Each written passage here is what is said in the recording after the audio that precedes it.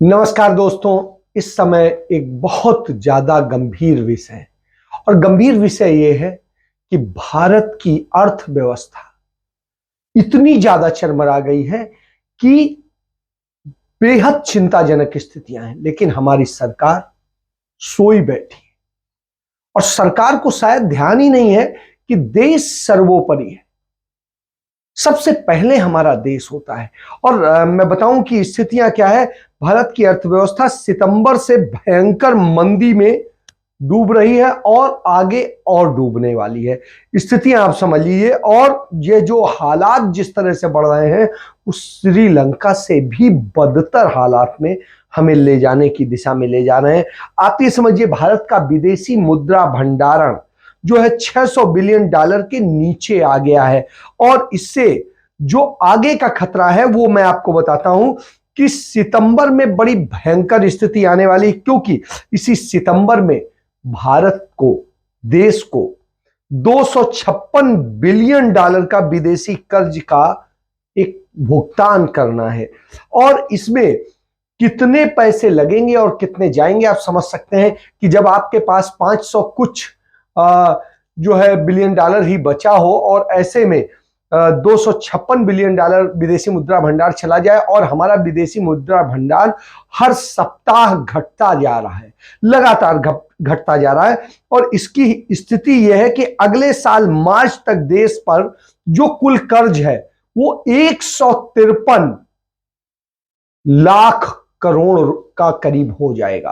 तो आप समझिए, जब मनमोहन सिंह ने 2014 में नरेंद्र मोदी को सत्ता सौंपी थी तो 53 पॉइंट समथिंग लाख करोड़ का जो है कर्ज था भारत पर। और यह कर्ज 1947 से लेकर 2014 तक था। और सिर्फ 2014 से मतलब 100 लाख करोड़ का कर्ज जो है नरेंद्र मोदी की सरकार ले रही है।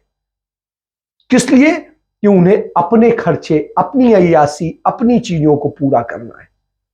उन्हें 8,500 करोड़ के 2 प्लेन में चलना है तो 8,500 मतलब 17,000 करोड़ के 2 प्लेन खरीद लेंगे। 20-22 हजार करोड़ का सेंट्रल विस्टा प्रोजेक्ट बना देंगे, क्योंकि साहब अपना बंगला बनाना है, अपना ऑफिस बनाना है। आप समझिए कहां जा रहा है देश। तो ये स्थितियां हैं। इसके बाद में आप देखिए, भारत का व्यापार घाटा मार्च 2022 में 18.51 बिलियन डॉलर था, जो अब निर्यात के मुकाबले 24% ज्यादा है। आप समझ लीजिए, देश के बैंकों ने 2014 के बाद मतलब 8 साल के अंदर 12 लाख करोड़ रुपया उन अरब खरबपतियों के माफ कर दिए जिन्होंने कर्ज लेकर कर्ज अदा नहीं किया। आप समझ लीजिए, भारत सरकार ने करीब 10.5 लाख करोड़ से ज्यादा जो संचित निधि रिजर्व बैंक में अपना रिजर्व फंड था उसको निकाल लिया। आप समझिए कि कंगाली की स्थिति है। एक हमारे यहां कानपुर में कहावत है कि जो पूत कपूत तो का धन संचय, पूत सपूत तो का धन संचय। मतलब ये पूत कपूत है तो क्या धन संचय करने से फायदा, वो बर्बाद कर देगा, लुटा देगा। और ये पूत सपूत है तो क्यों धन संचय करना, वो खुद बढ़ा देगा। तो आप समझिए, जहां मनमोहन सिंह एक सपूत थे तो अब कल्पना कर सकते हैं कपूत कौन होगा। आज तक नरेंद्र मोदी की सरकार ने देश के 35 पीएसयूज बेच डाले और तमाम बेचने की कतार में है। और उनकी तैयारी है कि 2024-25 तक यदि सरकार इनकी रह गई तो देश के 100 पीएसयूज बेच डाले जाएंगे, खत्म कर दिया जाएगा देश का ऐसे। और इसके बाद में जो सेना की सैन्य संपत्तियां हैं, रेलवे की संपत्तियां हैं, वो भी बेचने की प्रक्रिया शुरू हो गई है। आप इन सारी चीजों को समझिए कि देश कैसे चलेगा, ये हम सब के लिए चिंता का विषय है। इस साल देश के आखिरी तक अंतरराष्ट्रीय बाजार में वस्तुओं के दाम बेतहाशा बढ़ने की उम्मीद है, क्योंकि जो हालात चल रहे हैं उससे महंगाई का आप देख रहे हैं आलम क्या है, और तमाम सारी चीजों के संकट है। यानी आयात लगातार महंगा ही होगा और बटुए से डॉलर निकलेंगे और आएंगे चंद। अब आप बताएं कि खीसे से सिर्फ 350 बिलियन डॉलर रखकर कितने दिन तक महंगा आयात बिल चुकाया जा सकेगा, और ज्यादा से ज्यादा 3 महीने, उसके बाद देश क्या होगा, दिवालिया हो जाए। क्या सोना गिरवी रखेंगे और फिर कुछ बेचेंगे, कुछ बचा भी है, कमर पर सीट बेल्ट बांध लीजिए, प्लेन क्रैश होने वाला है, बचेंगे तभी मंदिर, मस्जिद, मकबरा, गुरुद्वारा खोद पाएंगे। मेरे मित्र सौमित्र राय ने इसको लेकर बहुत अच्छी बातें कही।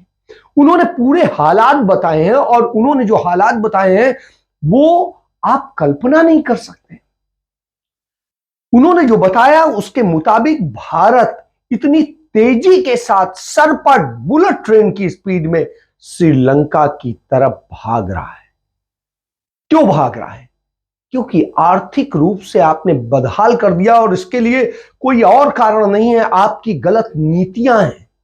नरेंद्र मोदी सरकार की इन नीतियों ने देश को बर्बादी की दिशा में ऐसा ढकेला है कि आने वाले वक्त में सब कुछ बर्बाद होगा।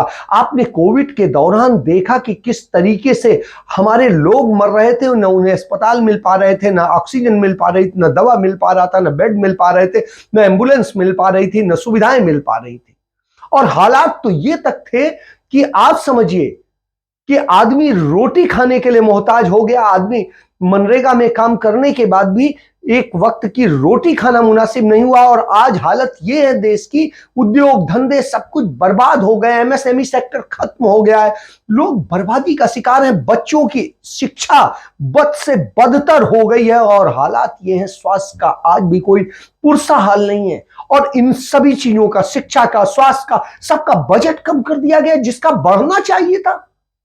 आप कल्पना करिए कि देश को आप विश्व गुरु नहीं, विश्व गोबर बनाना चाहते हैं, तो ये हालत। आप देखिए दिल्ली में इतनी बड़ा हादसा हो गया, 28 लोग मर गए, बिल्डिंग में जल गए। एक बार प्रधानमंत्री बगल में रहते हैं, 10 किलोमीटर भी नहीं है, वहां तक उन्होंने जाना मुनासिब नहीं समझा कि एक बार चले जाते तो शायद लोगों के दिलों पर मरहम लग जाता, घाव पर मरहम लग जाता। आप समझिए, आप देखिए कश्मीरी पंडितों के साथ में जिस तरह से अत्याचार हुआ, और उसके बाद उन पर लाठी बरस रही है। इससे ज्यादा और शर्मनाक बात क्या होगी? आप उन्हें, उनके कष्ट तो दूर नहीं कर सके, आप उनको पिक्चर दिखा करके कहते हैं कष्ट दूर कर लीजिए। और पिक्चर दिखा करके फायदा कौन कमा रहा है? आपकी पार्टी के एक सांसद का पति और उसकी पूरी टीम। आप कर क्या रहे हैं? ना आप देश संभाल पा रहे हैं, ना आप देश की सुरक्षा। चीन हमारे देश की सीमाओं में घुसा बैठा है, उसके अलावा नेपाल हमारे यहां कब्जा कर ले रहा है, पाकिस्तान ने अपनी एक दीवार खड़ी कर दी है, श्रीलंका में आपकी घुसपैठ नहीं रह गई है, और स्थिति यह है कि देश चारों तरफ से असुरक्षित है। देश में खाने के लिए नहीं है, देश के लोग जो है भीख की तरह से 5 किलो अनाज ले करके 80 करोड़ लोग अपना पेट भर रहे हैं, और 90 करोड़ लोग युवा बेरोजगार बैठे हैं। इस देश का होगा क्या? आप बना क्या रहे? वहां श्रीलंका में तो फिर भी छोटा देश था, संभल गया। अब आप क्या बनाएंगे? आप तो बर्बादी पर बर्बादी पर बर्बादी करते चले जा रहे हैं, और इसके बाद में आप क्या कहा जाएगा? और निरे मूर्ख लोग कहीं ताजमहल के नीचे खुदाई की बात करते हैं, कहीं ज्ञानवापी के सर्वे की बात करते हैं, कहीं ईदगाह की बात करते हैं, कहीं जो है इमामबाड़े की बात करते हैं, तो कहीं पर जाकर के कुतुब मीनार को विष्णु स्तंभ बता देते हैं, तो पता नहीं क्या क्या हो जाता है। और इन सब से क्या हो रहा है? देश बर्बाद हो रहा है। आपका ध्यान बटाने के लिए सारे ड्रामे किए जा रहे हैं, जिससे आप मूल समस्या को न समझ सके। ऐसे असुरक्षित हाथों में देश है कि देश बर्बादी की हाथ। आप समझिए, हमने सही चयन नहीं किया, आज इस बात का हमें पछतावा है। अब आपको होगा या नहीं होगा आप जानिए, क्योंकि आपके दिमाग में यदि ज्ञान है तो आप इस बात को समझ पाएंगे, और यदि गाय गोबर और मूत्र भरा हुआ है तो आप शायद नहीं समझ पाएंगे। इसके साथ मैं अपनी चर्चा समाप्त करता हूं। शाम को फिर मिलेंगे दूसरी और चर्चा के साथ।